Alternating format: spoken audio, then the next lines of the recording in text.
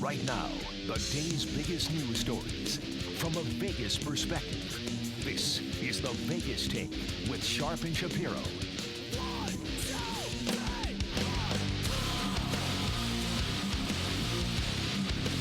All right, welcome back. It is the Vegas Take. Sharp and Shapiro. So glad you could join us. As you know, we've been talking about this horrible tragedy that took place on Thursday night where three people, a family just ruined. Three people lost their lives. A 4-year-old girl, a 29-year-old, and a 48-year-old woman losing their lives at the hands of a 39-year-old driver that police say was driving out of control and recklessly. And we still have two people that are in very critical condition, a 17-year-old and a 10-year-old. It happened in our community right here at the intersection of Desert Inn and Durango, where I frequently pass that intersection maybe a half a dozen times a day. And we've been talking about this, and we want to get some more details. And, of course, weekly guest of the show, correspondent Chris Winn, was at the press conference this morning that just concluded. Chris, how are you doing? Thanks for joining us. Hey, what's up, Chris? Thanks, Brian. Thanks, JD. It's good to talk to you guys. Of course, the press conference just wrapped up here at Las Vegas Metro Police Headquarters. Sheriff Joe Lombardo, as well as numerous city officials and leaders, held a press conference, and it was important for a couple of reasons, guys.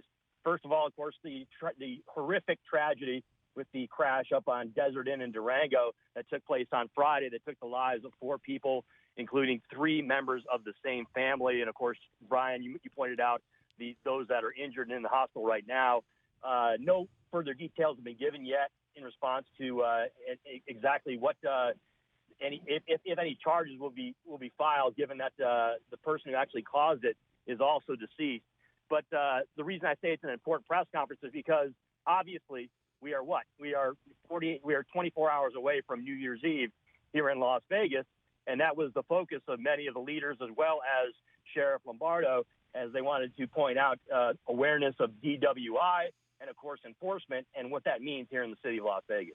So, Chris, before we get to New Year's Eve and the issue with drunk driving in this town, did police give any further specifics or information on how this crash happened, how fast this man or woman may have been going? What specific information did you get from this press conference that perhaps we didn't know 24 hours ago? There was not, as far as details, in response to what the actual driver did. Basically, the response was he was speeding. There was no indication. You asked the question about 5 minutes ago, Brian, as to where he was coming from. That has not yet been established. I would expect that they're in the early stages of the investigation, so they haven't necessarily unleashed that information. It was more so in the press conference. It was more a focus on the families and on the individuals that are affected, and also getting the word out and getting awareness out to those in Las Vegas that, hey, you got to slow down. You got to take ownership of your driving abilities and what's going on, and you cannot drive impaired. Now, as you guys have both pointed out, it has not been established yet that this individual was under impairment. There could have been a medical condition that could have taken place, but there's been an exercise here in common sense, right, guys? I mean, basically, it's not an assumption.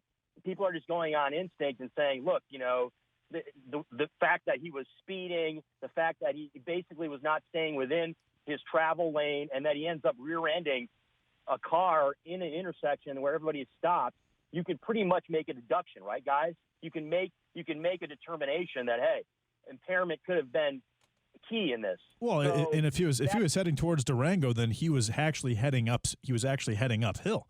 And if that's the case, then he had to have been driving pretty quickly. And I think that if he fell asleep or if he had a seizure, he wouldn't have. Usually when someone falls asleep or they have a seizure at the wheel, they're maybe going 35, 40 miles an hour. They're not going 90 or 100. That's true, but I'm basically focusing on what the motivation is, right? As far as determining what was the cause of this crash and getting it. And look, it's a horrific tragedy without question.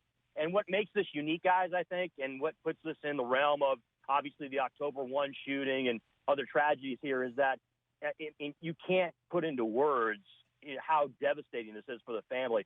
And look, I'm not trying to belittle any other accidents in the valley, but normally, guys, right, when there's a car accident, normally there's one fatality, maybe 2. right? And a lot of times it has to do with the actual negligence of the driver who ends up being deceased.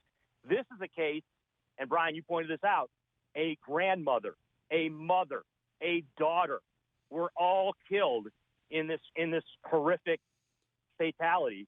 And that's why I think it resonates so much with people here in Las Vegas.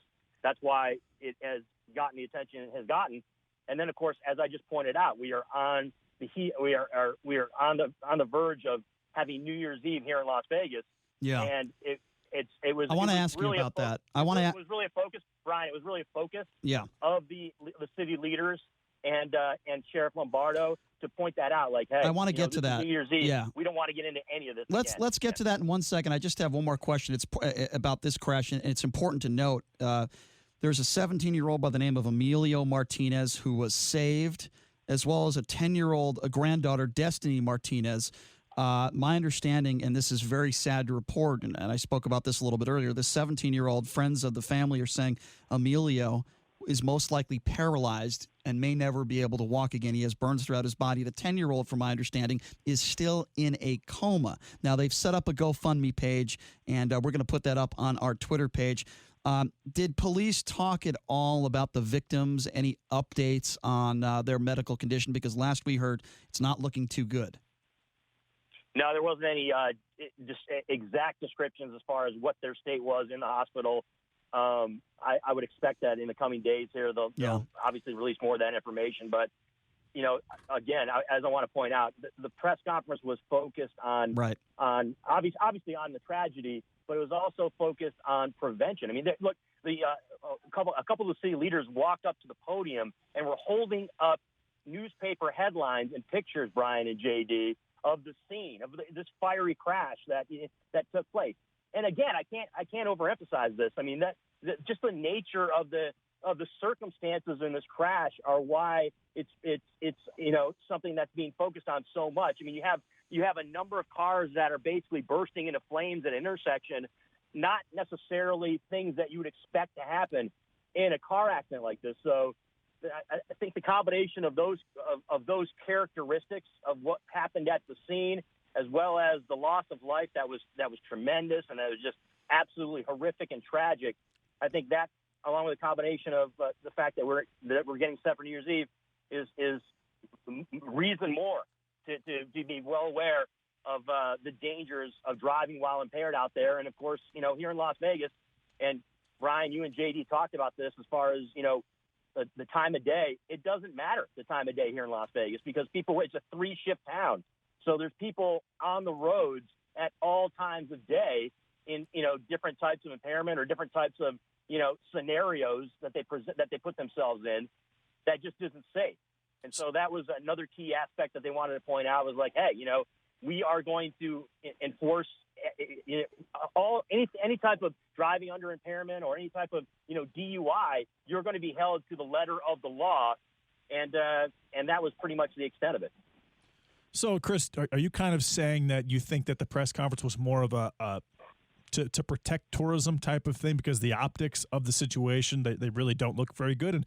And something that's not really being brought up is the fact that this did take place in the intersection. There was a gas station probably 15 or 20 feet diagonal to it. Had the fireball been closer to that gas station or been bigger, yeah, that would have been devastating. It could have been a major explosion considering all the gas there. Yeah, it's a good point, JD, and I brought that up with Sheriff Lombardi. I asked him the question about the Good Samaritans, right, that were on the scene, the civilians, not exactly the first responders or the police officers that ended up showing up there, but the people. I asked him, how impactful was that? I mean, it could have. I didn't want to present the question in a way that, it could have been much worse because obviously it was still a horrible tragedy. But basically, the gist of my question was that I wanted to, get his take on civilians and what they were able to do at the scene, and he was absolutely praising the people there that, look, they're not police officers. They weren't, firefighters. They're not first responders who are trained to deal with these types of situations. And yet there were individuals there that were civilians that absolutely saved lives. And Brian, you brought up, of course, the circumstances of the people in the hospital. If, the fact of the matter is this, if those people hadn't jumped quickly and hadn't acted quickly, those people that are not firefighters, that are not police officers, there would be more fatalities in this tragedy. Yeah, and make no mistake, and it would be much worse. You're right. You're right, and make no mistake about it. Those good Samaritans are the true definition of what a hero is. Someone who risks his or her life to save the lives of others. And as I said, there's no question that if there weren't good Samaritans out there, I don't doubt the fact that those two kids would not be alive right now. So certainly we wish them the best in the hospital. If you're just joining us, we're speaking with Chris Winn, who was just at the Metro headquarters at the press conference talking about the latest information on this car accident, this deadly crash that took the lives of 4 people at the intersection of Desert Inn and Durango just a few days ago. Okay, Chris, now moving forward, as you mentioned, this press conference, while they did put up this press conference and they did it because of this crash and the horrible circumstances around it, they also wanted to focus on New Year's Eve. And as you know, this is a 24/7 town. There's a lot of drinking. There are going to be some people that are probably going to be incapacitated. I would imagine thousands of them. I think that's a pretty fair statement to make. So talk to me a little bit about Metro Police and their message, because being this 24/7 town, right, and drinking 24/7 available anywhere, and the dispensaries all over the place. Talk to me a little bit about the message that Metro Police and council members and everyone else that spoke today, talking to the public here in Las Vegas with New Year's Eve right around the corner. Yes, one of the Metro Police information officers was talking about what the plans were regarding New Year's Eve. He talked about how DUIs are something that is an epidemic, not just in Las Vegas, but around the country at New Year's Eve. And he also wanted to point out, hey, we're not going to arrest our way out of this type of crisis, right? It's more about people using common sense. It's about people, not putting themselves in situations where they can be arrested or where you can put other people on the roads at risk. And and there was a focus, of course, make sure that you take advantage of ride-sharing options, whether it's Lyft, whether it's Uber, whether it's, you do have designated drivers that are going to be out there that that people can take advantage of in groups where you can go out, have a good time, enjoy yourself, bring in 2020, but at the same time do it in a safe way where there aren't tragedies like this happening. And as I pointed out, there were leaders there that were bringing up obviously newspaper clippings from over the weekend, and it wasn't just about the crash up on DI in Durango. There's a couple others as well too, where there's been DUI arrests or there's been hit and runs here in town where it just didn't have to happen. It was impairment, and in those cases, by the way, and in a number of cases, of course, there is absolutely a defined impairment on the part of drivers out there. So I think it's important that you guys, and it was very key of you guys to point out that it has not yet been established that this is a DUI arrest.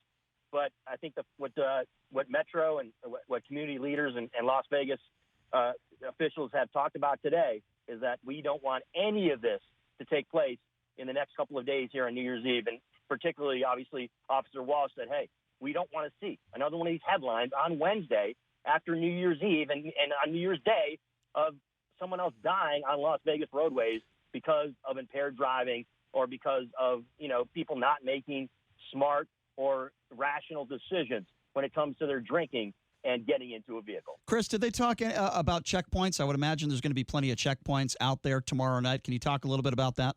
Yeah, there was a mention of, and this is something that they do every year, by the way. It's not just on New Year's Eve. They do it, I believe, on St. Patrick's Day, as well as some other holidays where the consumption of alcohol is prevalent. And so they did, JD, what I'm talking about? I think I do. They basically said that there's going to be checkpoints out. Obviously, it's not prudent of Metro to tell you exactly where those checkpoints are, given, the efficiency of a lot of people that are in this town that like to take advantage of drinking and then try to drive. But yes, it was pointed out that those are definitely going to take place, and it's expected. That's something that Las Vegas. I don't understand. There's so many people that want to give these officers a hard time when it comes to these checkpoints. Just answer their frickin' question. Yeah, the law says you don't have to answer. The law says you don't have to really roll down your window and you don't have to answer their questions. If you're not drunk, answer their question. Just say you haven't had any drinks, say you're not drunk, and the cop will let you on their way. Stop giving these police officers a hard time. I can't stand, I see these YouTube videos all the time. Know your rights. Don't answer their question. Just answer their freaking question. You're the idiot that's in front of me and that I have to wait 15 minutes because you won't answer their questions. It drives me nuts. They are trying to save lives. Listen, I am not always on the police officer's side in certain situations, but for the most part, these guys are doing their job. Do you think these cops want to be out there? Do you think they want to be out there asking every car that goes by, sir, ma'am, have you had anything to drink tonight? No, they don't want to be out there any more than you want to be stopped and answer these questions. But the reason why they're out there is for idiots that drive recklessly and kill innocent people. So for God's sakes, give these cops a break, answer their questions, and you know what? If you did have a couple drinks, well, guess whose fault is that? It's your fault. You know, that's the thing. I hope they catch a bunch. I hope there's not a lot of people out there that are drunk and that are driving. But if they are, I hope every single one of those idiots go to jail. And that's just my whole feeling on this situation. People want to say, oh, the cops they're inconveniencing you. Well, you know what? I'd rather have 5 or 10 minutes of an inconvenience than be killed on the roadways by a drunk driver. That is my feeling on this situation. Let these Metro police officers do their job and don't get into a car if you are impaired. This isn't brain surgery what we're talking about here. And again, I understand that we don't know if this driver the other day was impaired or not, but it is my opinion, and I am going to speculate. I'm going to speculate that most likely this person was impaired. This person was coming from somewhere where they had some drinks, maybe drugs in their system, and they were impaired, because I find it hard to believe that someone would be going that fast at that intersection and hit somebody from behind and cause this type of fiery crash. I'm tired of it. We talk about these car accidents all the time. If you're going to have some fun, there's Uber, there's Lyft, and they are inexpensive. And if you can't afford a $15 or $20 Lyft back to your home, then you shouldn't be out having drinks in the first place. That's my take on this whole thing. You're spot on there, Brian. And look, I think you're an absolute imbecile if you're someone who's harassing police officers at DUI checkpoints. It happens all the time. It happens all the time. If you're an innocent guy, if you haven't been drinking, you'll have no problem with these DUI checkpoints. I've gone through them many times. They ask you a couple simple questions. They make a determination of whether or not you've been, whether or not you're intoxicated or that you've been drinking, and then you're on your way. It's not in any way a gotcha situation, right? Where they're trying to, bring down innocent people. It's a situation where, hey, they're trying. What do police officers? What is their motive? To serve and to protect. And what they're doing when they're on the roadways at DUI checkpoints is they're trying to protect the public. And in this case, in the next 24 to 48 hours, is protect the people here in Las Vegas on New Year's Eve and New Year's Day. And that's a major, major positive in this town. And you talked about people harassing police officers. That's just crazy. If you're doing that, you're just an idiot. I'm sorry. That's it.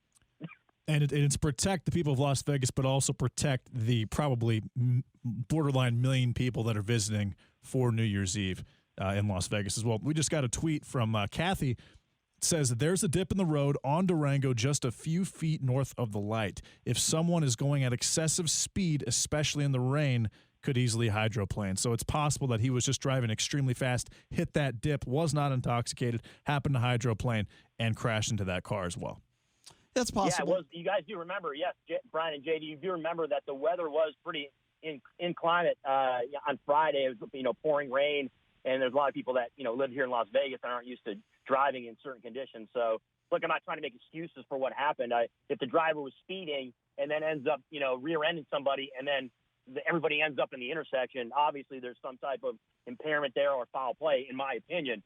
But that being said, yes, there are certain areas here in town where the driving conditions aren't exactly conducive. It doesn't matter how good of a driver you are. Well, and especially in Las Vegas where it rains, maybe 6-7 times a year. And I mean, there was actually ice on the ground that day. I was turning onto the 215 off of Tropicana, closer to Fort Apache. It's not hard. It's not hard to drive in weather like that. I definitely spun out for the first time. I didn't spin out, but I definitely slid for the first time since I had moved here. Spinning out or slitting is not going to kill people. I mean, it's in that specific situation, obviously this was somebody who was going at an excessive rate of speed, that was driving recklessly. And by the way, that's at a minimum. We're going to find out with the toxicology reports. I'm sure the police said this in the press conference, Chris, right, that it's going to take a little while, probably 4 to 6 weeks. I'm going under the assumption, right? Yeah, well, you were correct when you pointed out about 20 minutes ago on the show that it does take some time for toxicology. So there wasn't any determination made by Sheriff Lombardo or anybody as far as, the impairment of the driver or what exactly was wrong with him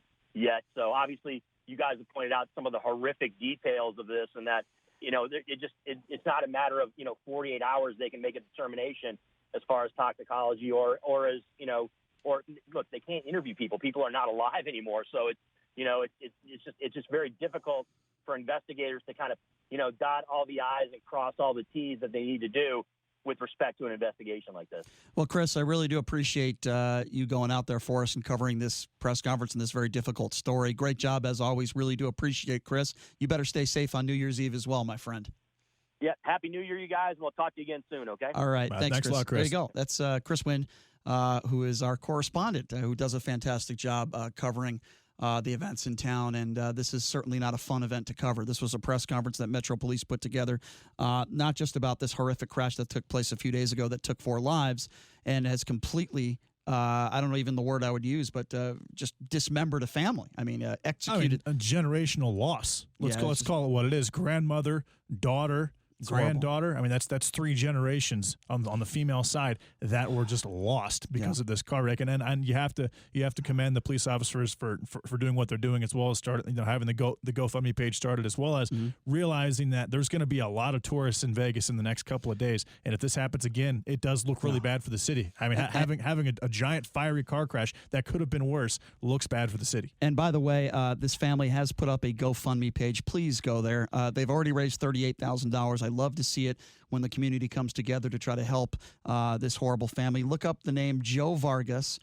He is the beneficiary of this GoFundMe page. We're also going to put it up on our Twitter page. Please help this family in any way you can. A lot of people in the community already have, and kudos to them and to the Good Samaritans and the heroes. All right, we're going to take a quick break. Always tough to transition into another subject after talking about something like this, but we'll do our best to do that. We'll take a quick break. We'll be back right after this. You are listening to The Vegas Take.